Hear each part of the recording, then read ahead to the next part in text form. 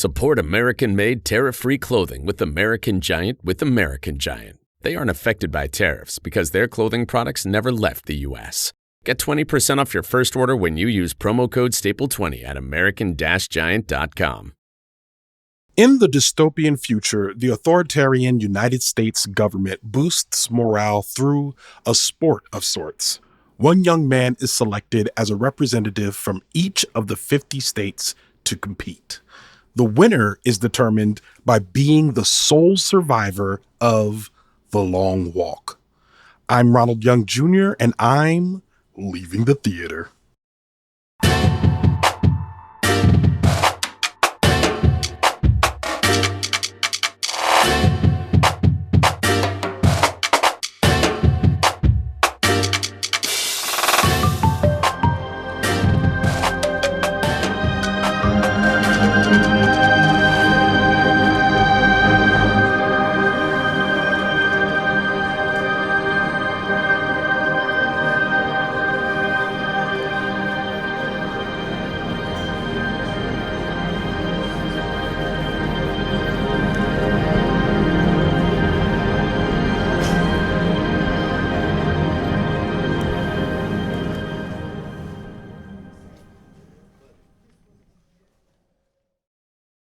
All right, this is Ronald, and I am leaving the theater after seeing The Long Walk.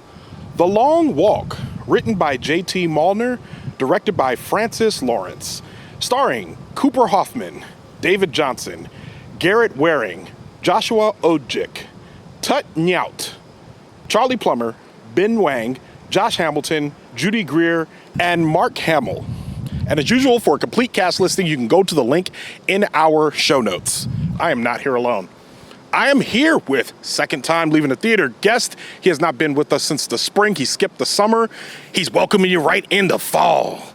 I'm here with Deondre Jones. Deondre the Mondre Jones. The Mondre is insane. Yeah, I didn't have anything. The Long Walk is a film adaptation of a book written by Stephen King. It was his first book that he wrote, although not the first one that he published. The first one he published, obviously, is Carrie, for those that follow. He also published this book under his name, Richard Bachman, which after I fell into a rabbit hole over why he had the pen name Richard Bachman, it was because he was trying to see if, given the worst circumstances possible, i.e., not doing any promotion on books and also writing as many titles as possible, would he do worse as Richard Bachman or Stephen King, even though at the time he already had a lot of notoriety as Stephen King, but he revealed himself to be Richard Bachman too soon, because as soon as everyone found out he was Richard Bachman, his sales for all the Richard Bachman books all went up. So a little bit of trivia to start off with. Sure.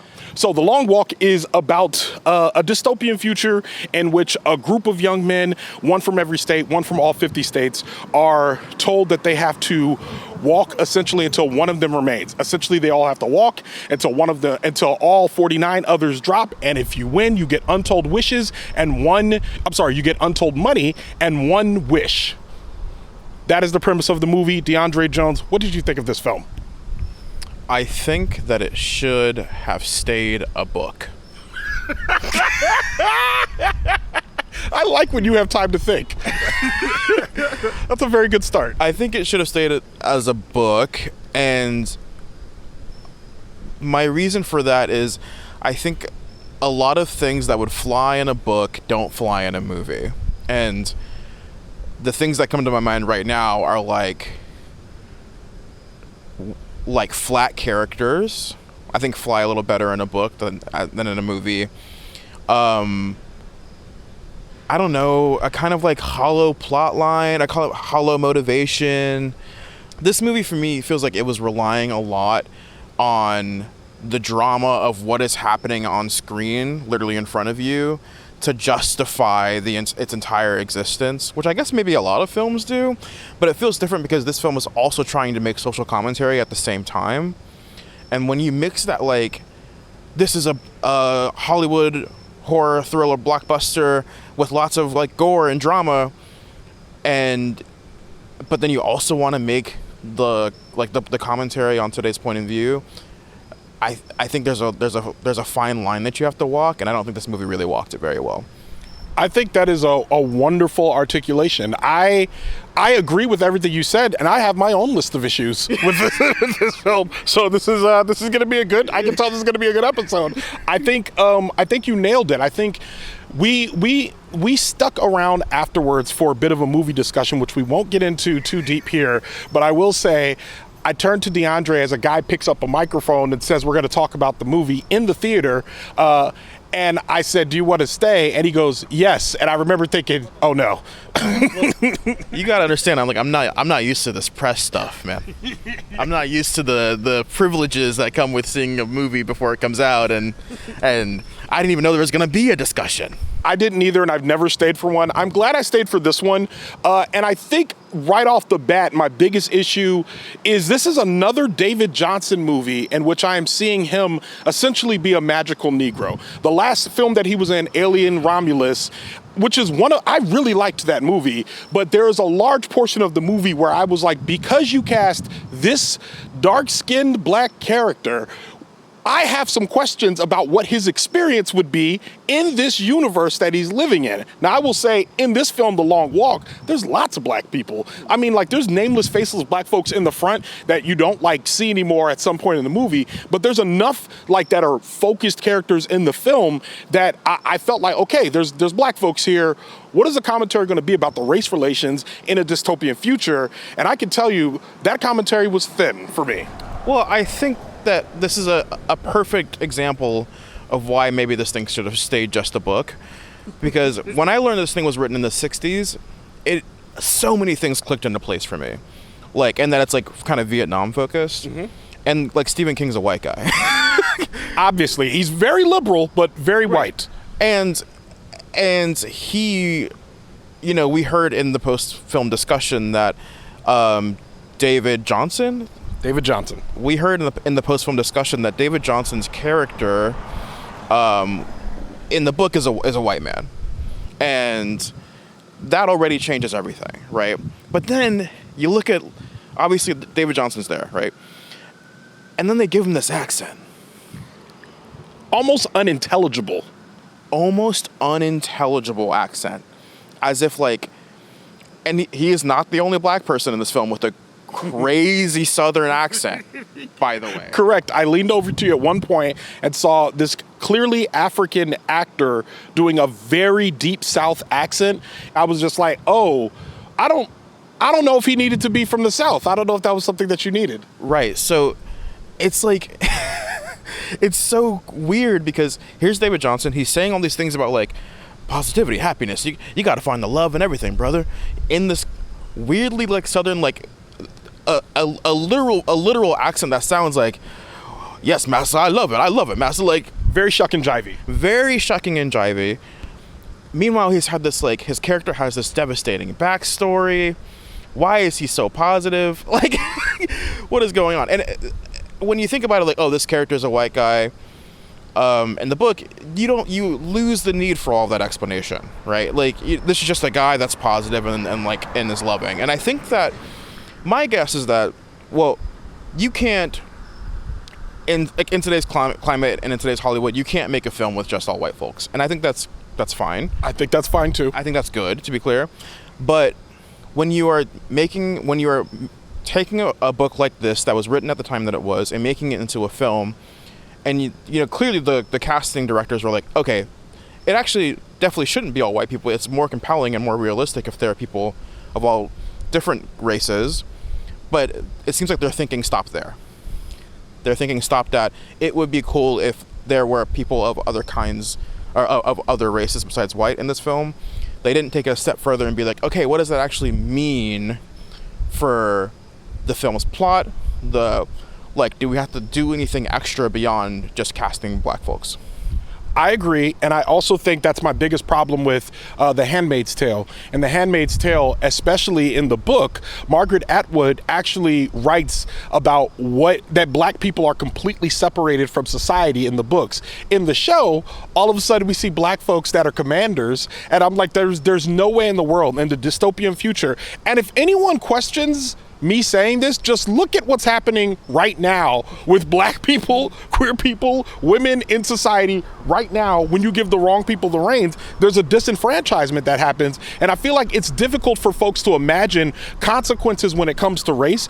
If you are casting in a very specific way, you have to start thinking about the stories that come with that. But when I believe this white writer is white. I looked it up. He looks white. He's at least white passing. And I feel like maybe for him, the casting wasn't as important as the story and the characters. But I'm like, if you're not looking into the characters and their experiences, then you're not actually doing a good characterization, in my opinion. Yeah, and I mean, this kind of, I think, dovetails nicely into a conversation about the characters and their experiences and, like, whether or not they're believable. And for me, I feel like the characters fell flat because of, like, it, you know, the film is like, it's people walking, right? That's not a spoiler. That's it. That's the whole film. The film, walking and talking. The film is That's what they should have called it. The film is walking and talking. All of the plot is developed via walking and talking. And it's developed through the lenses of these characters, but which I think is a cool concept, to be clear. I like the concept. I agree. But when the characters themselves actually don't have more than like 4 things to say,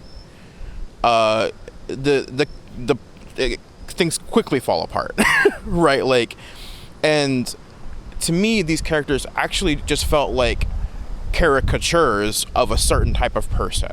Yeah, they were, I think they were character types, they were character archetypes and or tropes more than they were actual characters. I think on top of that, it got to the point where I started to get desensitized to the deaths as they happened, because there's only so many times you could show different deaths in the same way, i.e. like in the background fuzzy while people are focused on the front, or right in front of your face. Or right in front of your face. Those were the 2 options you had. So I feel like if the story you're going to tell is about like these folks, you have to make us care beyond tropes. Like there's, you have to draw me in a way, and I think the pacing of it, that was kind of an issue for me, because there was a way in which they got close so quickly over a short amount of time, which didn't feel unbelievable to me. It did feel like by the time they're already crying and saying, "I got this, man," like it felt like that was pretty early into the film.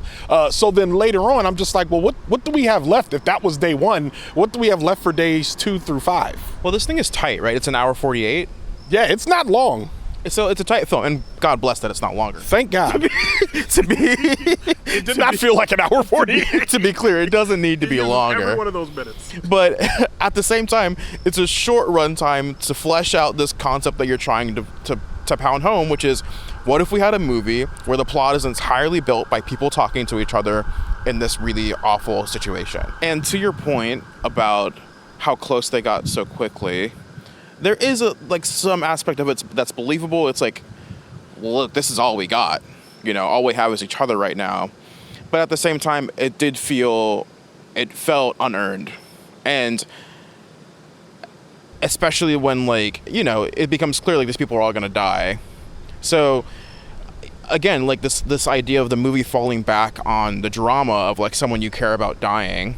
And it's like, okay, but how many times is this all this movie has to give, you know? And it seems like the answer is yes. Yes, that's it. I think that's exactly true.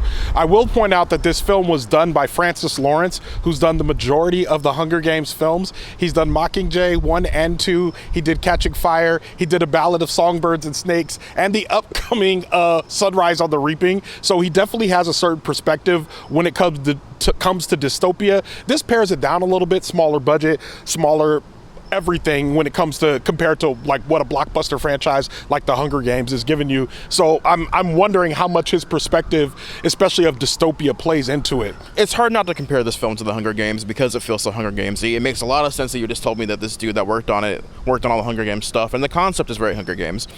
And and also the Hunger Games was a book before it was a movie.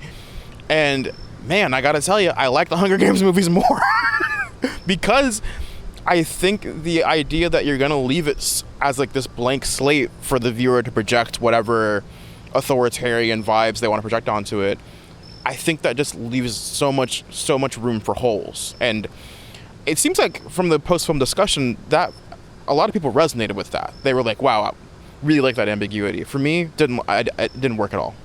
With all of that being said, what is your rating for this film? 1 through 5, 3 being I would watch it again, and up from there. You go down if you don't ever want to see it again. You know what's funny is I'm such a data guy. I wish I could remember what I gave Mickey 17, because I think I like this film more than I like Mickey 17, but not a lot more. But I'm just gonna rate from the heart, and then maybe it'll come out in post. I would give this film a 2.2.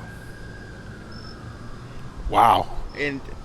And I say that because the more I think about it, the more hollow it feels. And it feels like a waste of the acting talent a little bit. Like, you gave these really good actors such one-sided roles, and it felt like, if you're gonna have a movie that relies so much on storytelling from the characters, then you gotta give them better scripts.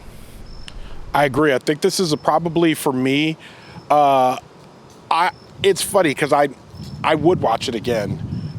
However, not quickly, and only if it happened to be on already. Like, I wouldn't go seek it out and be like, I would not choose to watch this movie over something else. Yeah. So I feel like for me that changes the rewatchability quotient here, because it's like, if it's on, like, oh yeah, I'll watch The Long Walk, but I would not choose it. Therefore, it is below a 3 for me, and I probably give it around a 2.5. So I'm only 0.3 higher than you. I think the acting, I want to see more from both David Jonsson and Cooper Hoffman. I think Cooper Hoffman is doing something different from his father, but he is still doing it very well. Like, his father was more of a tried and true character actor turned leading man that really was good at embodying things in a very specific way.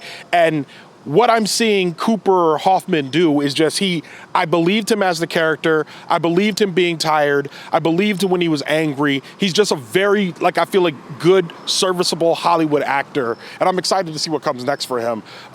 Don't care about what Francis Lawrence does next. He's going to do another Hunger Games. And I don't care what this writer's going to do.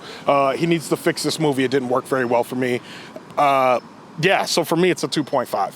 Yeah, I mean, shout out to Cooper Hoffman. I agree with everything about what you said on his acting. And to be clear, on my last comment, I think he did a great job. I just think that he wasn't given much to work with. And I wholly agree with you. I will go see more Cooper Hoffman in a heartbeat. Here on Leaving the Theater, I call that clocking in, when I say that the actors clocked in and did their job, when you can't do anything with a bad script. Yeah. So with that, Leaving the Theater is a production of Oh It's Big Ron Studios. I mixed this episode, and I'm so excited to tell you, by the time you're listening to this, you probably already noticed that the feed has changed a little bit, especially if you are not a member of the Patreon, because I have made an ad-free feed for Patreon members, meaning that you can still listen to the show. It is not a paywall. You can still listen to the show. There are ads now in the show. There's a pre-roll, there's a mid-roll, there's 2 mid-rolls and a post-roll. You're still going to hear those, but if you want to hear the show without ads, you can join the Patreon, where you can also hear the show without ads, and you can listen to my brand new podcast, I Don't Like That, with Ronald Young Jr., where all I do is talk about things I don't like, which I am just as passionate about the things that I hate as I am about the things that I love, should have me on that. Deondre will be my first guest when we start talking about the things that we don't like. I can't wait for y'all to sign up, become Patreon members. Remember, this is a labor of love, but it is labor. And if you believe in supporting small businesses and independent journalism, this isn't journalism, but independent media, you should become a patron. Go to patreon.com/leavingthetheater or go to the link in our show notes. Show art from Heather Wilder. Theme music by the mysterious Breakmaster Cylinder. For more information about The Long Walk or Deondre Jones, check out our show notes. You can follow me on Instagram, Bluesky, TikTok, Threads, or Letterboxd at Oh It's Big Ron. That's at OHITSBIGRON. You can find out more about this show and other Oh It's Big Ron Studio shows by following us on Instagram at Oh It's Big Ron Studios. Leaving the Theater will be back soon. Thanks for listening, and thanks for being on the show. Hey, you're welcome.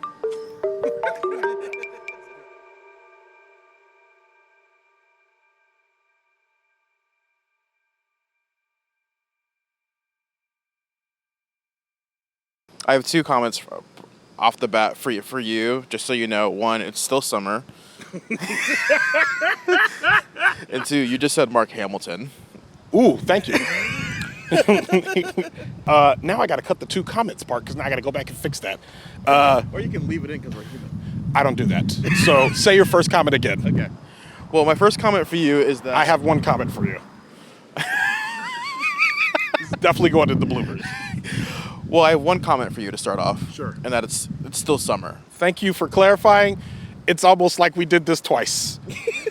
Will this make the episode? Who knows? All right. The long walk. Don't ever correct me. The long walk. You have to correct yourself. Yeah, I know. Okay, I got to stop. This is a lot of editing.